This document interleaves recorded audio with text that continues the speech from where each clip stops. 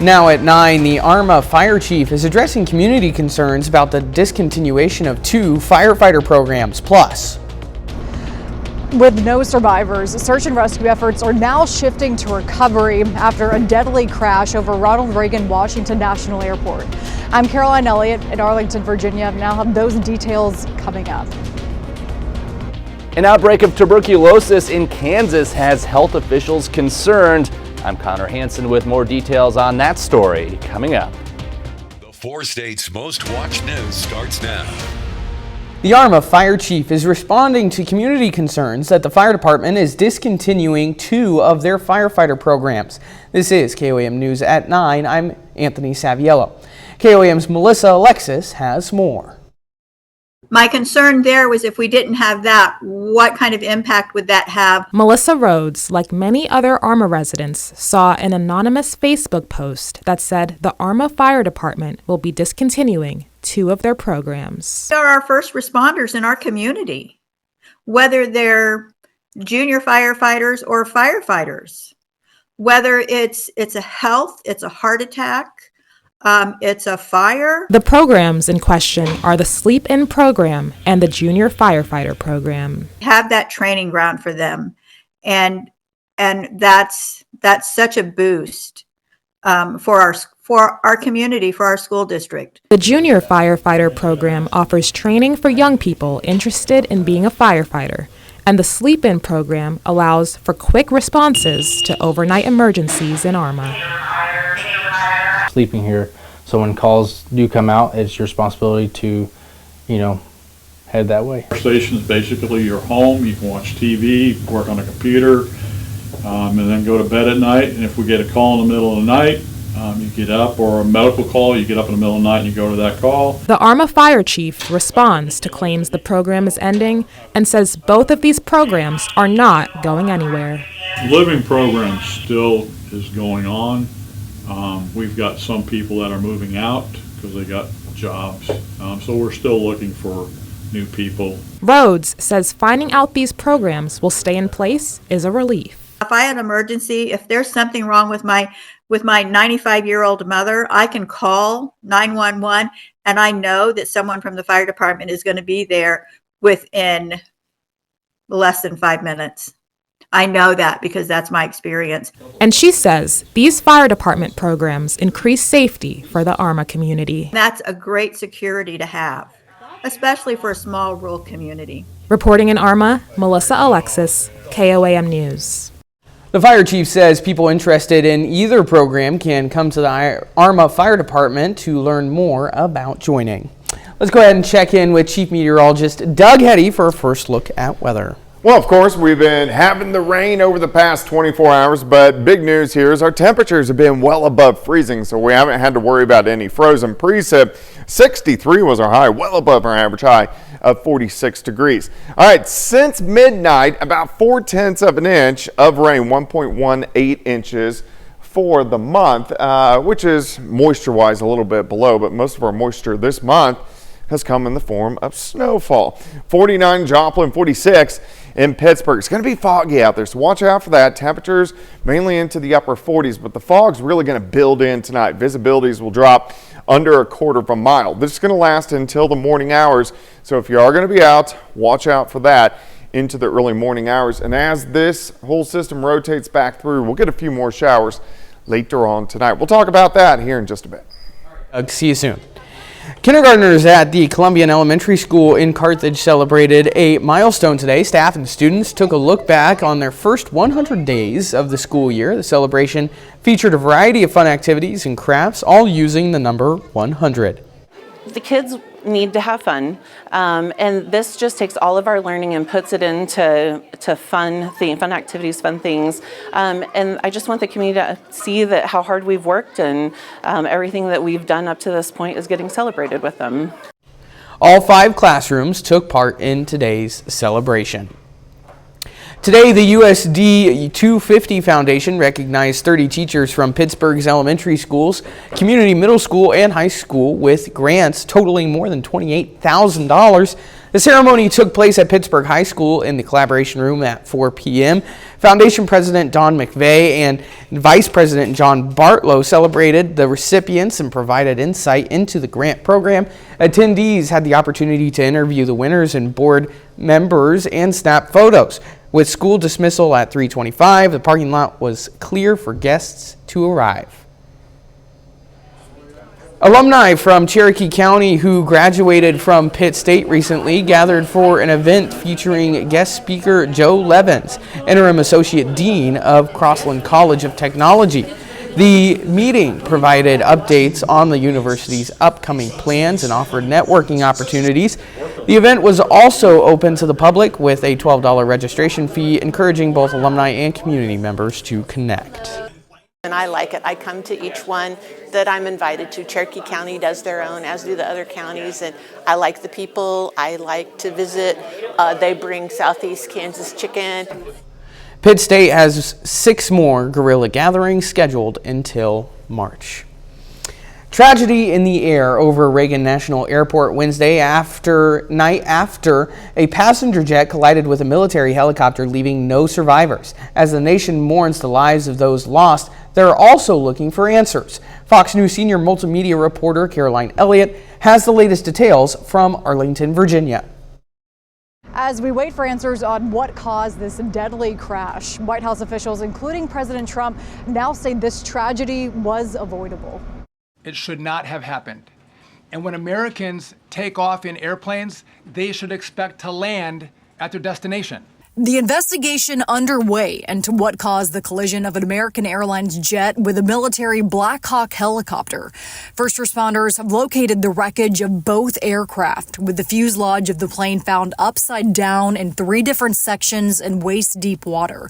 Several agencies are on scene, including the NTSB. Our mission is to understand not just what happened, but why it happened, and to recommend changes to prevent it from happening again.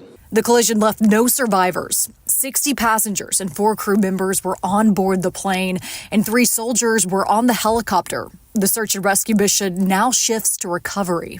This was a dark and excruciating night in our nation's capital and in our nation's history, and a tragedy of terrible proportions. Questions are now being raised around air traffic control's role in the crash, seen here on EarthCam video.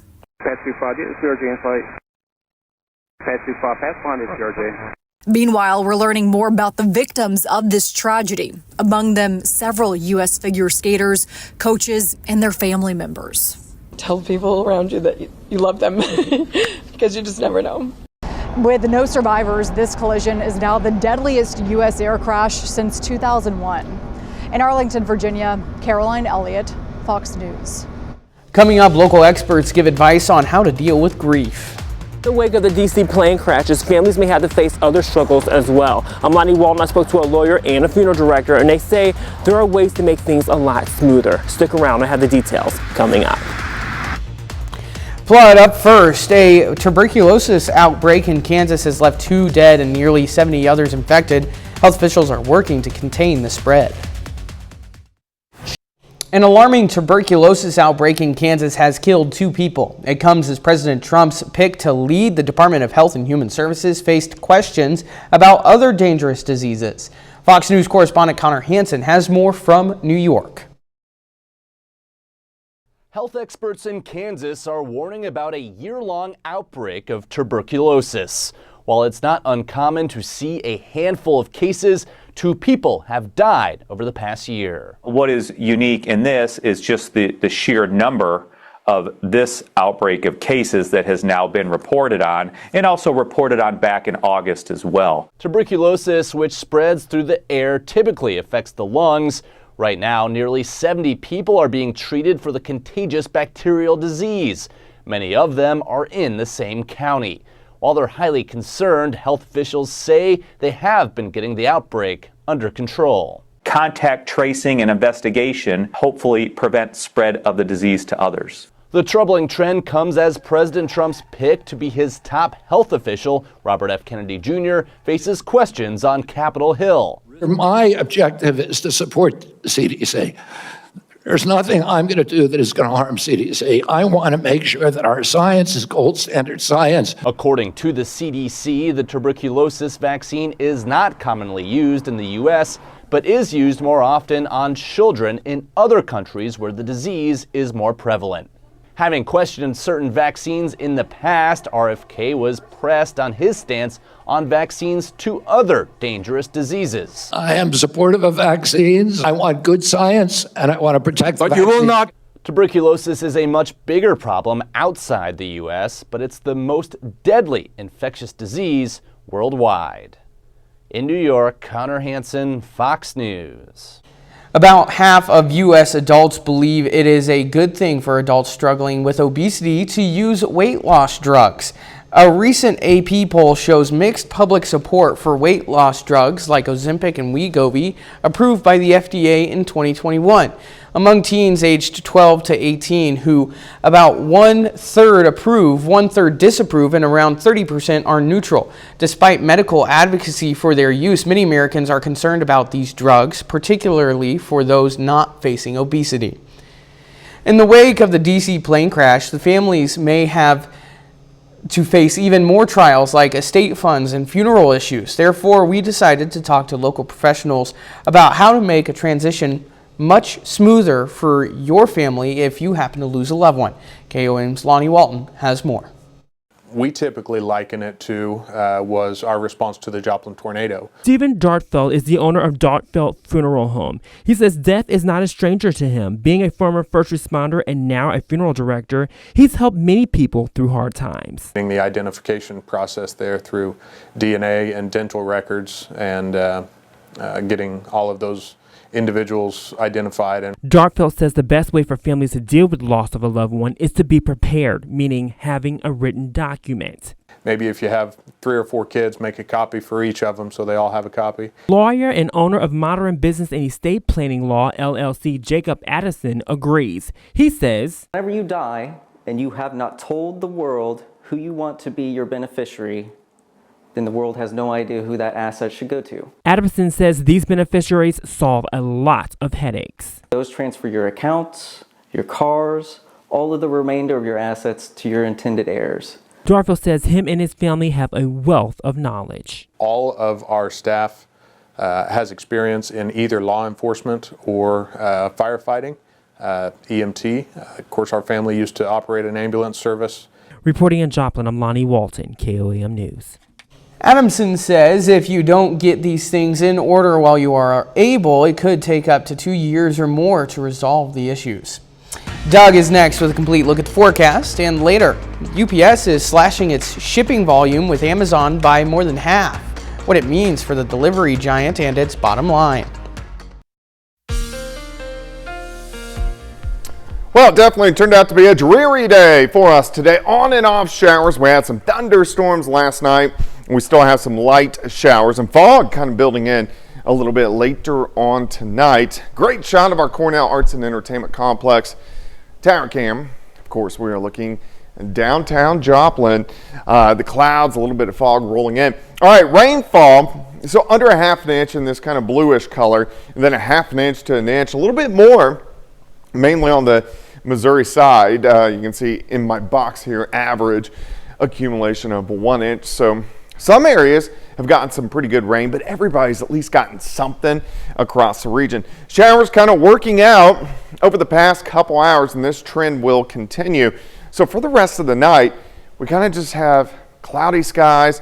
Once the winds calm down a little bit more, we're going to have that fog kind of building in across the region. So be careful if you are going to be out on the roadways. Temperatures are going to be fine into the 40s. Here's 4:30 in the morning.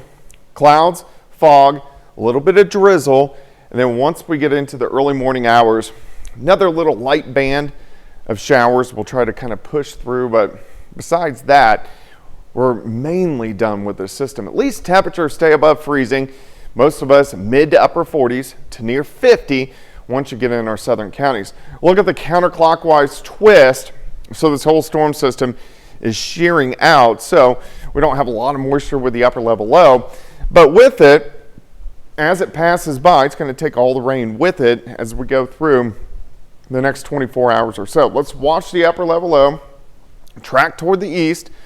We clear out just in time for the weekend, really looking pretty good. We kind of move into a zonal flow, meaning from west to east. So where these lines are tighter together, that's where our jet stream is. So all the cold air up in Canada. Another system rolls in late Tuesday into Wednesday. Right now it looks like some light showers, maybe a few flakes mixed in. This will pass on through, and then we'll see if we need to get another weak system in here by about the Super Bowl weekend. But we don't have any big storm systems, I think, until about Valentine's Day, which is still about 2 weeks away. But we are going to have several smaller systems over that 2-week trend. All right, so through the night, clouds, fog sticking around. We start the day with those light showers, which could last until about the noon hour. Then we get a little bit of sunshine late in the day. I think most of us upper 40s to near 50 degrees. Clearing out Friday night into Saturday morning. Overnight lows kind of chilly, near freezing. And then Saturday, partly sunny skies. We may start with some fog as well on Saturday. Partly sunny, high temps right around 60 during the afternoon. 50 tomorrow, 60 Saturday, 65 on Sunday. So the weekend looks fantastic. And then kind of up and down for us next week. Some rain chances the middle of next week. It's been a pleasant change of pace from what we experienced a week. Much warmer week this week. Absolutely. Thanks, Doug. You bet. Coming up, Buffalo Wild Wings fans could enjoy a bonus based on the Super Bowl results. Donate your... UPS may love logistics, but its love for Amazon might be dwindling. UPS announced on January 30th that it has agreed to reduce its shipping volume with Amazon by over 50% by the second half of 2026. While Amazon is UPS's largest customer, it is not the most profitable, contributing nearly 12% of UPS's $9.1 billion revenue in 2024. Although Amazon initially wanted to increase shipping, a spokesperson confirmed they will continue to partner with UPS and other carriers. Demand for UPS's core services has declined from pandemic highs as customers shift to economy services, affecting earnings. Amazon is facing a proposed class action lawsuit in San Francisco for allegedly tracking users' movements via their cell phones without consent. The lawsuit claims that Amazon assessed consumer tracking data through the Amazon Ads SDK in various apps, violating California law against unauthorized computer access. Amazon has not yet responded to the lawsuit. Subway announces the sandwich cookie collab of your dreams. Fox Business Network's David Asman has this story and more on tonight's Fox Means Business. Markets ending the day in the green, but stocks took a wild ride today when President Trump said right before the market closed that he's going to impose a 25% tariff on Canada and Mexico, and he'll decide soon whether to put oil tariffs on those countries as well. We'll keep an eye out for the Fed's favorite inflation gauge known as Personal Consumption Expenditure, or PCE. It comes out tomorrow and could be a market mover. The Fed likes this measure because it excludes energy and food prices, which tend to be volatile. And on the home front, pending home sales plunged in December, down 5.5% after 4 months of increases. Pending home sales dropped in all regions of the U.S. compared to the month prior, with the western U.S. seeing the sharpest drop. Realtor.com's analysts say the home buyers are pulling back because of climbing mortgage rates. And there's this, a Subway Oreo footlong collab. Subway's Oreo footlong cookie is available for purchase at Subway stores today. The $5 dessert isn't exactly a 12-inch version of an Oreo. Instead, the sandwich chain adds Oreo pieces to chocolate cookie dough and tops it off with vanilla ice cream. That's business. I'm David Asman. Well, fans of Buffalo Wild Wings are possibly in for a real treat depending on what happens in the Super Bowl. Buffalo Wild Wings will give away 6 free boneless or traditional wings for the 7th consecutive year if the Super Bowl goes into overtime. Last year, they distributed 2.5 million wings after the Chiefs versus 49ers game. If this year's game goes into OT, customers can claim their wings starting February 24th, valid for dine-in and in-person takeout only. The restaurant has also run similar promotions during NCAA March Madness. Will Smith is back in the music game after 2 decades, dropping a new single and announcing his first album in years. That's coming up later. Will Smith announced his first album in 2 decades and released a new single. The album title, based on a true story, drops in March. It will feature several previously released singles and presumably the new song Beautiful Scars. The video for the song, with Big Sean, has Smith portraying Neo from the Matrix movies. The actor turned down the role back in the late 90s and it went to Keanu Reeves. 30 more minutes of news, weather, and sports coming your way. Coming up, RFK Jr., Tulsi Gabbard, and Kash Patel face tough scrutiny on Capitol Hill as their confirmation hangs in the balance.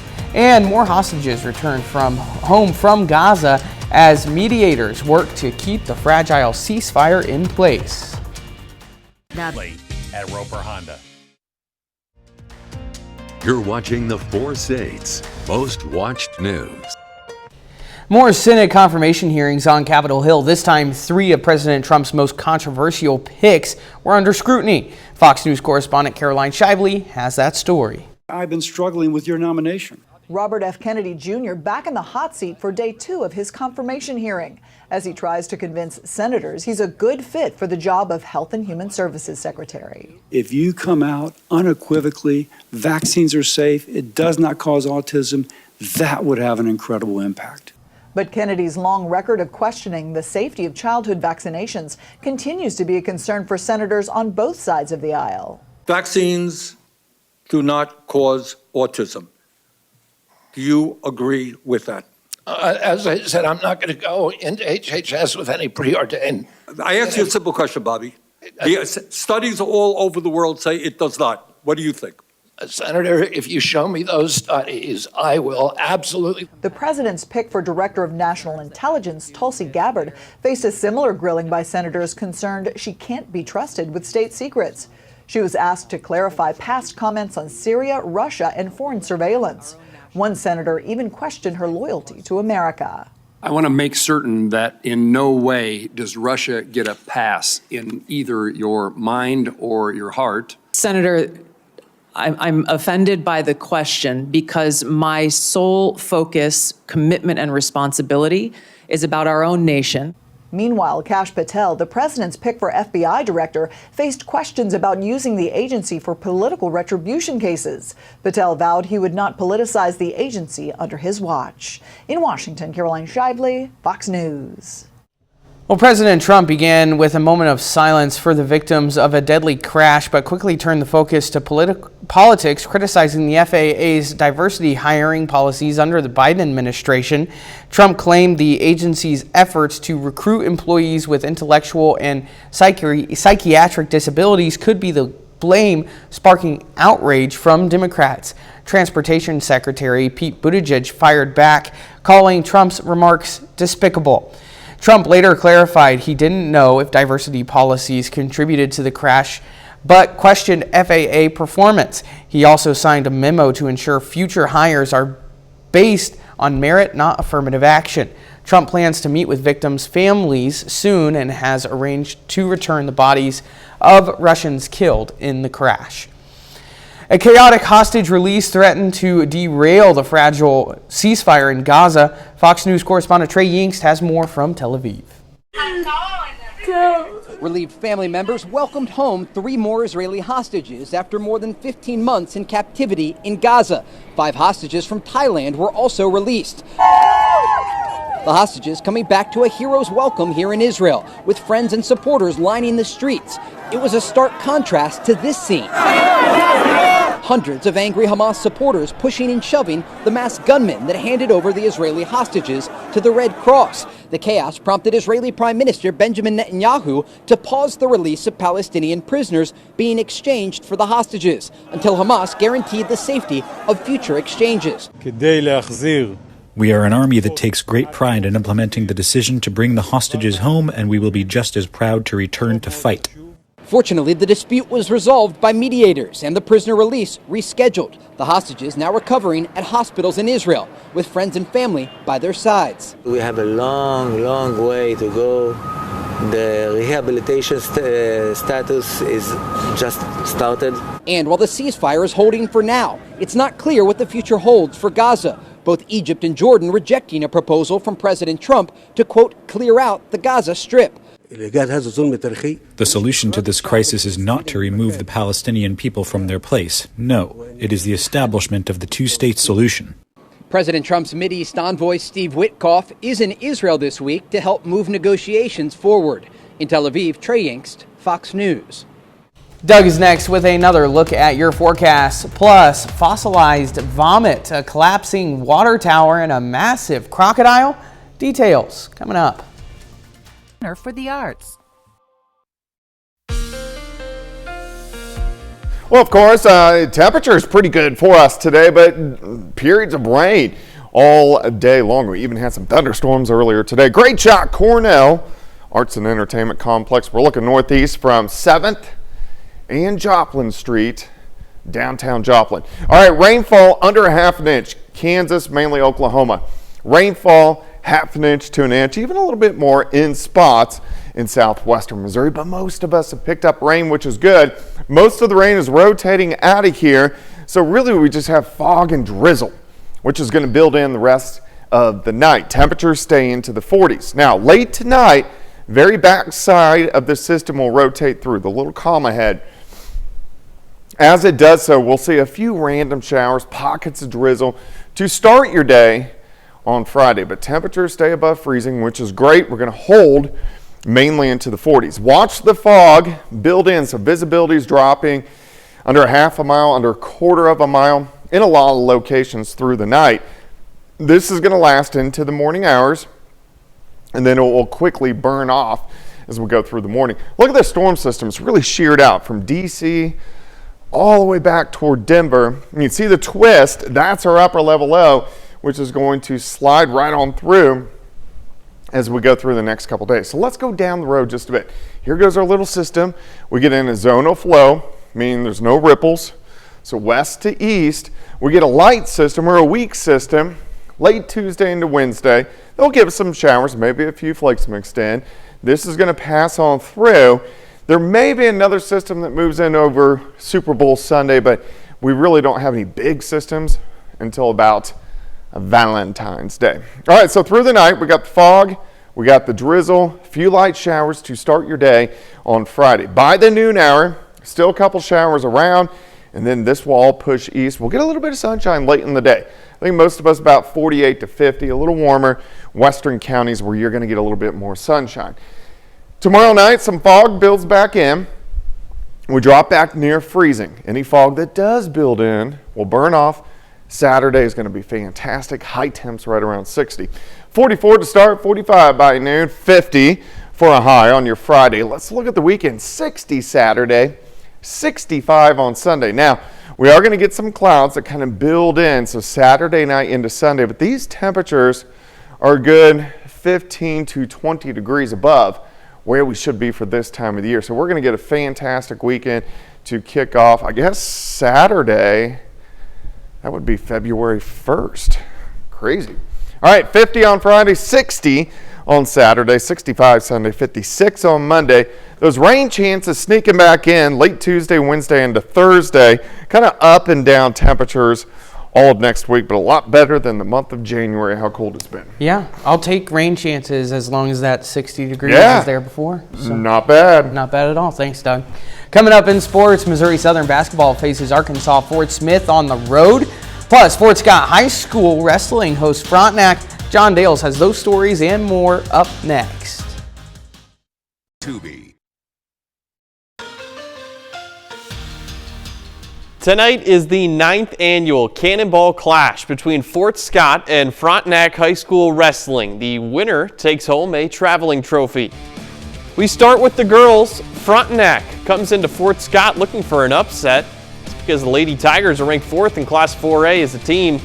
At the 110-pound weight class, Fort Scott's Kenna Miles wrestling here against Ella Blythe from Frontenac, and Miles will win by fall.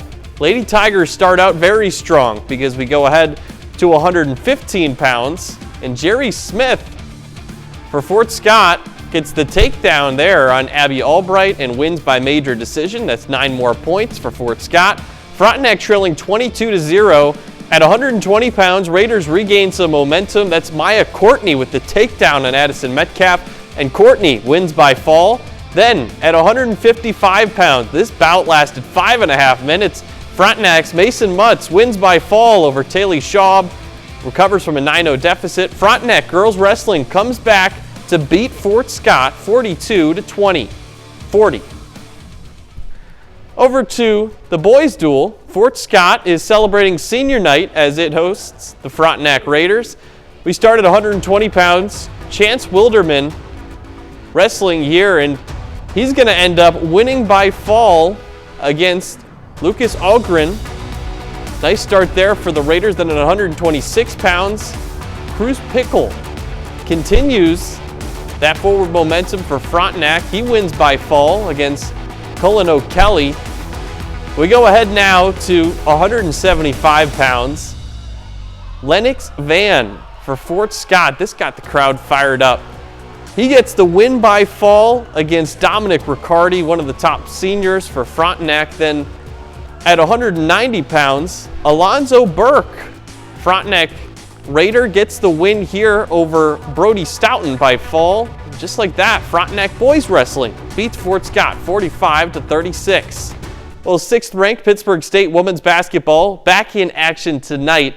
Gorillas head on the road for an MIAA game against Northeastern State, and they bring an 8-game winning streak with them. Pittsburgh State extends its winning streak to 9. Gorillas take care of Northeastern State 80-62. Macy Mays, Grace Pyle, Corinna Gerber, all of them scored double-digit points for PSU. Pitt State holds NSU to 36% shooting from the field. Amanda David's team back in action at Arkansas Fort Smith Saturday.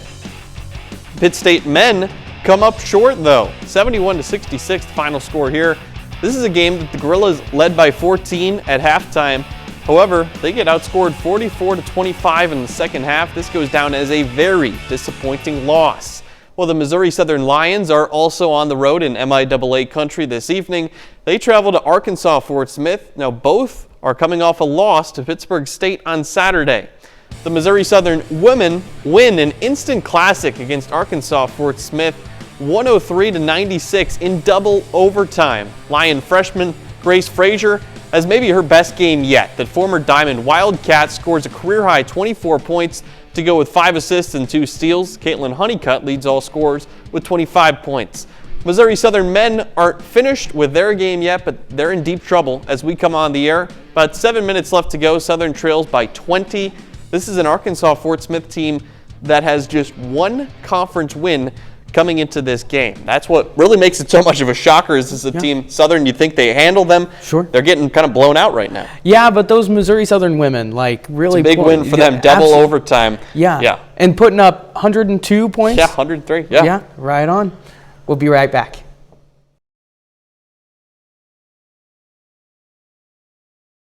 A stomach-turning and mind-blowing fossil was found, and a monstrous reptile is croc of the walk in a Miami neighborhood. Coming up in today's Take a Look at This. A rare and bizarre fossil find making headlines from Denmark is as stomach-turning as it is mind-blowing. What you're seeing here, according to the country's Geomuseum Faxa, is 66-million-year-old fossilized vomit. It was discovered by amateur paleontologist and self-described fossil nerd Peter Bennick while walking along a cliff-lined coastal region. The find was later examined by experts who said it's believed to contain at least 2 species of lily plants, likely eaten, then barfed up on the beach by a Cretaceous-era creature. It may be hard to stomach, but believe it or not, experts say disgusting discoveries like these provide important new knowledge about the relationship between predators and prey and ancient food chains. From an important discovery thrown up to a wobbly water tower coming down. Disaster was narrowly avoided during a planned demolition in Kansas when instead of falling into a clearing as planned, a century-old water tower twisted and buckled another direction and crashed down mere feet from some homes. According to KSHB, contractors say issues with guide cables contributed to the structure's botched bring down. Thankfully, no injuries were reported, but power was knocked out to the neighborhood. Finally, there goes the neighborhood. Residents and law enforcement officials were turned into slack-jawed gawkers as a monstrous crocodile was caught on camera sauntering through this Miami-Dade area neighborhood. The enormous reptile took his sweet time with a real croc of the walk vibe, but did eventually clear the area, disappearing into a nearby park. And make no mistake, that's his park now. For Take a Look at This, I'm Jeremy Roth. You can enjoy croissants on their own. These croissant-shaped pastries originated in 13th century Austria, with the modern-day version credited to August Zang, who opened a Paris bakery in 1839. You may be wondering why we're talking about this. It's because it's National Croissant Day. The secret to perfect croissants is the lamination process that creates thin layers of dough and butter. But if you're like most people, you'll just bake pre-made croissants from a tube. No worries. Impress your friends by calling them croissant.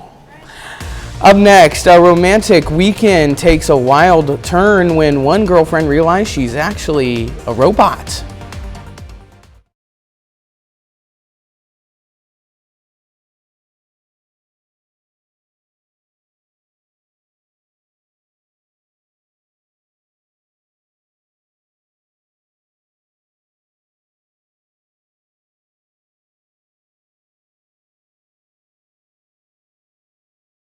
A new horror comedy opening tomorrow puts more than one twist on some familiar movie tropes.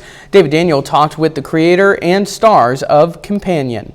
I'm Iris, and the second, the day I killed him. A doting girlfriend discovers she's a robot in Companion. Iris, wake up. What are you doing? Shut her down already. What is she talking about, Josh? Writer-director Drew Hancock says the setup just popped into his head. Okay, 3 couples go to a cabin in the middle of the woods. One of them finds out they're a robot. Things go crazy. But the main character in his intended AI Goes Wrong script surprised him. She's a character with so much empathy and vulnerability, and I feel like I'm always drawn to that. I started to realize, oh my gosh, I'm actually relating to the robot more than I'm relating to the human characters. And then it just became, can I tell this story, where the most relatable character is actually not human? Like Sophie said, this is one of the best scripts I've ever read. I love that Josh is the antagonist, but he's a character that thinks he's the hero, which I think is so fascinating to play. I think the best villains are written that way. Wow, Josh. Spark. In Hollywood, I'm David Daniel. That's our time for tonight. Thanks for joining. We'll leave you with a video of a lioness ripping open her presents for her 10th birthday at the Milwaukee County Zoo. From all of us here, have a great night.